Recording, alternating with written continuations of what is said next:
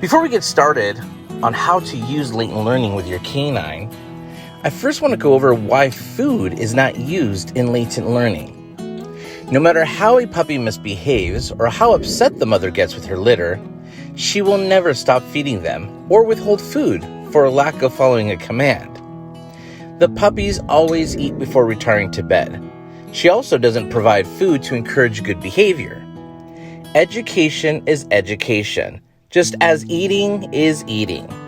A canine mother knows best how to control and manage her litter with absolutely zero training. In regards to food, your puppy is firmly held by the smells because they fill both their senses and nostrils. Despite the fact that a puppy seems to pick things up and perform things for a food reward, a canine is incapable of latent learning in the presence of food. Instead, the behavior is altered with operant conditioning, a stimulation and response theory by scientist B.F. Skinner. But this has nothing to do with self-awareness or cognitive learning. Instead, your puppy is blindly conditioned, working in a robot-like fashion and not getting the opportunity of self-aware learning. Remember that in Tolman's rat maze experiment, the rats were not capable of creating a cognitive layout of the maze once they were aware that food was present. The food itself was distracting them from latent learning. While drunk with desire for the presented food lure, your canine will repeat a pattern of conduct in a zombie-like manner. Sadly, your dog will always need to be controlled and micromanaged with obedience commands with this method of learning. With the use of food, historically, your dog's training will stay at a substandard level. Additionally, your puppy is already wired and naturally motivated to latent learn from birth. Like any puppy, this curiosity is what triggers the learning process, especially when there are no substantial distractions such as food, rewards, or toys that draw your dog's attention away from the environmental learning at hand. Now, as we progress on how to use latent learning, it's critical that everyone understands that if they wish to help dogs without using tools or giving them treats, it can only be done completely latently, which means no dog training is required. I'm referring to operant conditioning when I say zero dog training. Other than operant conditioning, there are other ways to learn, which I believe trainers don't examine very often. Latent learning is not about what to do or how to do it, but rather about what not to do, such as the desire to protect your dog from natural environmental discomfort. Dogs need to experience and learn from their surroundings, but when you micromanage and blindly condition them to hyper-focus on you and your commands, you are constantly interrupting them from taking in information from their surroundings because you are selfishly bringing all of the attention back onto yourself, rather than giving what the dog's needs first before asking for your own needs and demands in return. Over the years, I've made some fascinating discoveries and relationships that have brought me to where I am now. I have learned that it is difficult to teach latent learning to owners and trainers who have been using operant conditioning for so many years, including myself. In fact, many trainers and owners wrongly condition themselves, not just their dogs, and become caught in a mindset that prevents them from evolving. Owners and trainers are so conditioned to think in operant conditioning terms that they can't see or understand anything else. It's as if you've gone back to square one and have to learn how to work with dogs all over again. Yes, you have to start over. And most owners and trainers don't want to, so they become resistant to change. Well, let's start from the beginning, and let's start with puppies. The puppy program. First thing we'll go over is destructive chewing. To stop destructive chewing, you should first cease doing whatever it is that is causing the chewing in the first place. This involves not buying or encouraging dog toys to begin with. I know what the majority of you are thinking right now. I thought I heard you mention that pups should not be given toys. Is it possible that I misunderstood you? Teething, boredom, irritation, anxiousness, and protecting your furnishings from being ruined are all fantastic reasons to play with toys. Yes, it's popular dog training advice all over the internet. But is there a latent reason why you shouldn't use toys? Absolutely. There is no such thing as dog toys. Wolves and dogs do not provide toys to entertain their pups. toys disrupt a puppy's life and evidently teach 100 or more undesired microbehaviors, such as becoming familiar with chewing man-made materials whenever they are bored and stressed or need stimulation. It draws them away from natural latent learning and encourages them to engage in non-productive entertainment-oriented activities. The worst of which makes it difficult for a puppy to understand the value of mental rest, not stimulation. Give a bone to a puppy. This isn't a toy. If the dog wants to use the bone as a toy, that's fantastic. That's excellent latent learning. Well, what is the takeaway? There's no need to develop compulsive, stimulus, reactive behavior or resource guarding when you can produce what you want with the resources you currently have, while also not having to hire a trainer for a future behavioral issue that you caused to begin with by blindly conditioning your dog and encouraging the use of dog toys for boredom, anxiety, or frustration. This will just educate your puppy that similar textured objects, such as the rubber bottoms of shoes or the plush substance of your furniture, are suitable outlets for boredom and irritation. Just you and toys have taught them. Fetching with toys that can be tossed are also completely detrimental to ruining a healthy dog's cognitive thinking. Toys are a completely waste of money. With all that wasted money, I'd rather buy a second puppy. There should be no hunting. Nothing should be thrown for your dog to chase, not even playing with a ball, which is a form of mock hunting. Anything that makes a young puppy go into prey drive is too much for them to bear. It's like handing the keys to the casino to your grandparents. They will break the bank, come back broke, and blindly conditioned to the inconsistent reward schedule of the slot machines. With an adult dog, the preceding guidelines will also get you started with a dog that already has small animal prey drive. It only takes a few seconds to figure out why squeakers are so appealing to dogs. Squeaky plush toys encourage your dog's natural hunting instincts. Terriers, for example, were developed to keep rats off the streets of the United Kingdom. When a little animal like a rat is being hunted, what noises do they make? When a dog recognizes when it's time to shred its prey, how does it know? For those who said when the squeaking stops, you figured out why dogs only shred soft toys when the squeaker breaks and stops working. Our domestic pets' genetic code is profoundly embedded in them.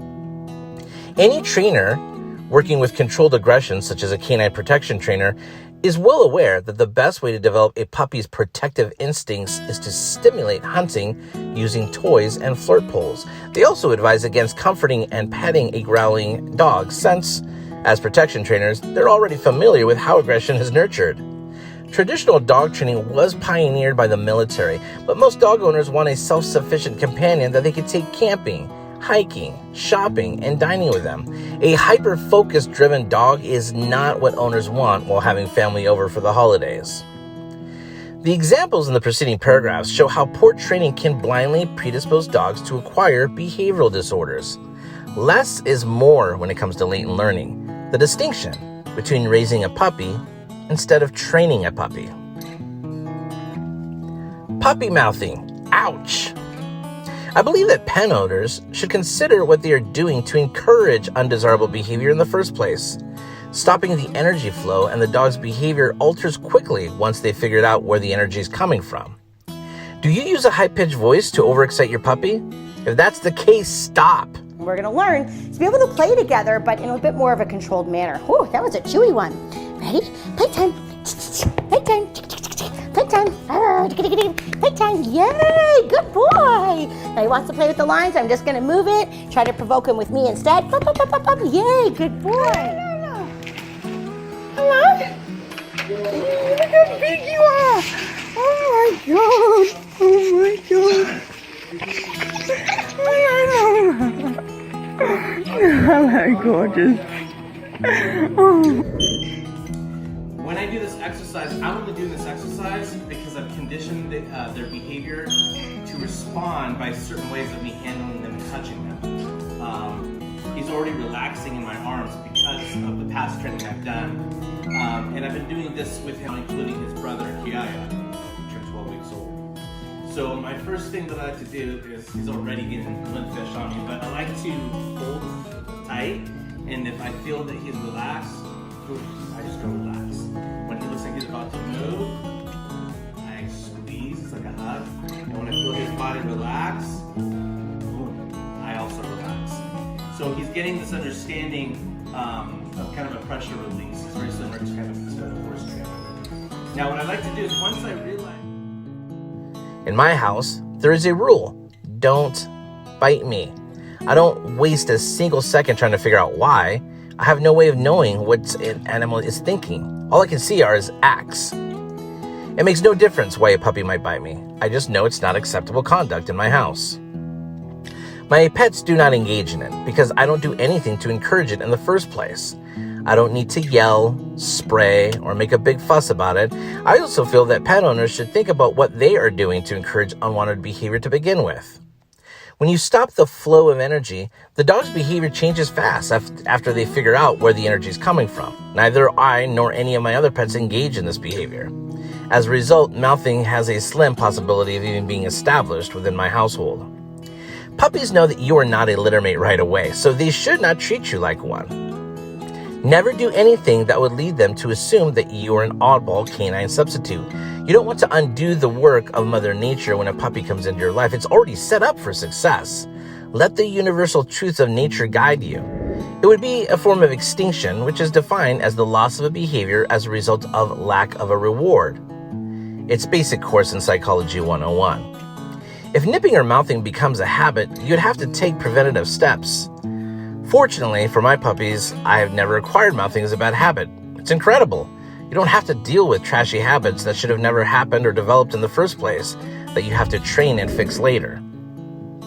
My dogs and I enjoy spending time together, and we also cherish our freedom. I reside in a forested area in North Carolina with local deer to keep us company. My dogs must be attentive at all times. They can't possibly be barking at bears, deer, or squirrels. I have to put my faith in them to maintain their composure. I make no attempt to improve evolution. All you perceive when you look at wild creatures is magnificence. Then, we as humans come into the possession of them, and then all we perceive are problems. Because natural learning works for me, I cling to the path of least resistance, which is starting to come easily to me. Step 1 of mouthing: what are you doing to generate the unwanted behavior to begin with? If you don't find it out, situations that should be resolved in hours will take months, if not years, to resolve. So start making a list. Some examples can be found below. Number 1, do you pet your puppy on the head or face all the time? If this is the case, come to a halt. There are numerous pleasant spots to share affection with your dog than having your hands in their face all the time. Even for humans, it is not customary to greet your boss at work by touching their face. Yet we find it okay to do that to animals that we even have just met for the first time. 2, do you overexcite your puppy by speaking in a high-pitched voice? If this is the case, stop doing that. 4, do you become irritated when they mouth you or bite you and still engage with them on the floor at their level? Come to a complete halt and walk away if this is the case. 5, your puppy is not properly reading the human and environment, but instead, your puppy is reacting to the human and environment. Hence the old saying, learn to read the room. Your puppy, so to speak, is not reading the room. He's reacting to it. If the above structure isn't functioning, you'll need to hire an expert who can teach you how to do it properly. Separation anxiety and prevention. Remember, in the preceding pages, I indicated that latent learning is more about what not to do than what to do or how to do it. It's about putting an end to what's causing the issues in the first place. Puppy gates are a major no-no in the world of latent learning. Puppy gates are the number 1 cause of separation anxiety on our list. You might wonder why.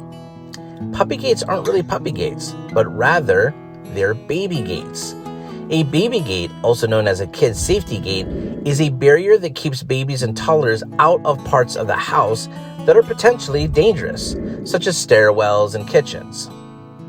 Keep in mind that I just said keeping them out, not keeping them in. Is there a distinction? Absolutely. Barriers meant for containment, like yard gates, baby gates, dog crates, and even a leash may induce barrier frustration. This can result in a variety of microbehavior issues such as fence fighting and separation anxiety. Separation anxiety is a component of 2 categories. 1, and an imbalanced interest in the surroundings generated by overly enthusiastic people speaking in a high-pitched voice, overtraining, and fostering toy, ball, or food addiction in your training curriculum. In combination with 2, the physical barrier, such as a baby gate, crate, automobile, fence, kennel, leash, or even your house. When these 2 elements are combined, they will start to show as fixation, then obsession, then overexcitement, and finally, emotional frustration. Now let's take a look at what you've learned so far with the data you've just been given. How can we avoid separation anxiety in the future? The first component should be straightforward. For starters, cease doing all you can to prevent making mistakes with the first component. Have you worked out a way to get rid of the second component? You predicted correctly if you said no puppy gates. And this leads us to our next latent strategy. Boundary training. No puppy gates. Remove any baby gates and teach your puppy about household limits that aren't evident. Keep in mind, we're not containing a puppy to a specific area. We are choosing an area that is off limits to the puppy. Not being permitted in the kitchen or splitting your living room in half with your puppy on the portion furthest from the front entrance are 2 fantastic examples. This will also latently transfer to not rushing visitors at the door, jumping on you when you get home, bolting, and of course, even separation anxiety. There is no compliance, no directives, and no conversation on its part of the boundary. If your puppy approaches your side, just reposition them by the collar numerous times without saying anything. Your dog may cross the border if you're not home. But once you come home, you must quickly return them to their boundary. After enough repetitions, the dog will associate that boundary with your body posture and expression, even outside of your home. This will demonstrate to the puppy that your actions, expressions, and body language have meaning. You have value and purpose in his or her environment.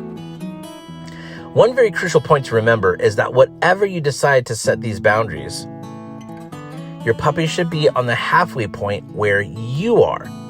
You are the motivator and value to the whole process to stay within that boundary. Your puppy is just not allowed to follow you off that boundary. While on your side, you should give your puppy the independence and body time it needs, as well as the opportunity to have fun and play. However, if the play should extend over the boundary, you should notice that your puppy comes to a stop. Crate training. Don't do it. The second reason for separation anxiety on our list is crate training. You may be wondering why. Keep in mind that I never said crates are harmful, but the crate training process certainly may be. When you convert your crate into a lesson about attempting to persuade your puppy to use it by tossing treats or using repetitive force, you're attracting too much attention and convincing, which can lead to mental irritation while learning. Even a food lure only rewards the behavior, not the crate itself. Remember that operant conditioning is not cognitive learning. Until the crate door closes, you really have no idea what the puppy is thinking. So how should you crate train your dog? When you're at home, leave the crate door open and let your puppy stay inside on their own. It should not be trained in any way. Create an open space where your puppy is protected from the environmental risks and leave their crate in the confinement area if you need to keep your puppy contained in an area. And consider it like a doghouse. Once in the yard, most dogs will explore and desensitize themselves to a doghouse. They'll figure out how valuable it is on their own. Over time, high-value incentives like a cow foot, marrow bone, or knuckle bone from your local butcher might be offered. Do not squander money on pet shop baked or processed hooves and bones. A butcher is a far better alternative, and a natural bone is far better for diverting unpleasant behavior in place of toys. Processed bones aren't always enough to motivate puppies to change their habits. Collars and harnesses. Let's get naked. In the house, puppies should never wear collars or harnesses. To better understand why, consider what a harness and leash are intended to do. Is it for the purpose of training and control? Then it's the polar opposite of what I'm attempting to share. While you're at home, free of distractions and danger, take advantage of the opportunity to become comfortable physically handling your puppy. This aids in touch conditioning and bonding. Also shows the puppy that your behaviors, attitudes, and body language all have meaning. In his or her environment, you have worth and purpose. I like to share a shared experience with service dog clients and dog trainers. Many people are unaware of how mischievous service dogs can actually be. I frequently receive calls reporting service dogs that are jumping, pulling, or running out the door. When their service dog vest is worn, however, their behavior in public reverts to that of a model canine citizen. My dog only listens to me when he's wearing a pinch collar, but once it's off, he behaves badly. Another regular concern I hear from clients. Maybe your dog will only listen to you if you give him a reward. It's important to remember that canines have a strong ability to link behaviors and patterns. Off-leash training, the invisible leash. Instead of taking the puppy for a short leash walk, take your puppy to an open location where a training line can be set up, about 25-foot light clothesline or a paracord. Play hide and seek and race the puppy while you still can. Get away from your puppy. Turn the tables on the dogs who are always trying to get away from us. You see, dogs perceive speed as a source of strength. Hence, it is a true trait of leadership. When a dog knows you're slower, it's tough to establish genuine leadership. In dog packs, the slower animals are not usually the ones in charge. We must create the illusion of speed by racing extremely young puppies. They'll never forget how quick we are, despite the fact that they were slow at the time. Unfortunately, we teach dogs that people are slow in a variety of ways, and then we lose value to the dog as a result. Introducing dogs. When introducing a new dog, it's better to keep them completely apart at first, allowing them to gently introduce themselves latently, and then they'll naturally grow linked over time. The idea is to spend no time in the home allowing them to form any type of pack structure. The idea is to avoid having a gang of dogs. The idea is to create a community of autonomous thinkers who can work together or independently. You don't want a dog pack, you want a dog family. For this reason, when people first bring a puppy home, I generally say, keep the puppy with you for 2 to 3 weeks without meeting your existing dog. And don't isolate the puppy because the pack eats together and sleeps together. If you isolate the puppy immediately after it's left its litter, it will feel the sense of loss of its pack. It will howl, it will cry, it will get frustrated for safety reasons. But the fact that you won't let it sleep with you or in your room simply tells the puppy that you are not part of our pack. Puppy review. 1. Remove the toys. Give the dog a bone and never toss toys. 2. Take down all baby gates and teach your puppy about invisible household boundaries. 3. When you are at home, keep the crate door open and teach your puppy to stay inside with the door open. Let them do that on their own. 4. In the house, the puppy is always naked, which just simply means no equipment or collars. 5. Never take the puppy on a short leash walk. Instead, take them to an open area with a 25-foot training line. 6. Invisible latent leash. Play hide and seek. Race the puppy while you still have the chance. And 7. Do not make it a habit of allowing strangers to keep touching your dog's face all the time. There are other parts of the body that will carry across affection.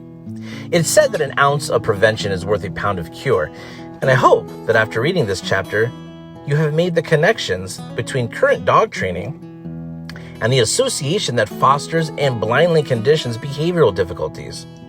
Ever wonder why traditional training methods don't stick with your dog? Meet Nila, a pioneer in canine behavior who believes in the power of cognitive learning. Tony's approach requires 0 treats and 0 tools, 0 dog training, instead tapping into your dog's innate intelligence. Why rely on temporary fixes when you can cultivate a lifelong understanding? Tony's method encourages your dog to think and make decisions, building confidence and problem-solving skills, without the crutch of constant reinforced training. Discover the difference with Tony Nila. His clients have seen remarkable transformations, from enhanced self-control to a deeper connection between pet and owner. Take the first step towards a more understanding and autonomous puppy. Book your free phone consultation with Tony Nila today. Let's unlock your dog's true potential together. Tony Nila's Puppy Education Program, empowering your dog to learn and grow.